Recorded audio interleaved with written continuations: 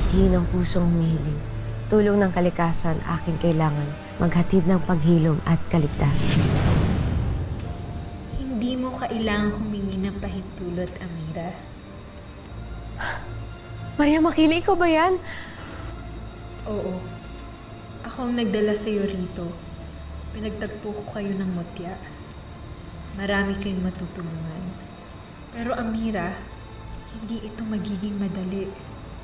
May mga panganib kang haharapin. Maria Makiling, gusto ko makita ang mukha mo.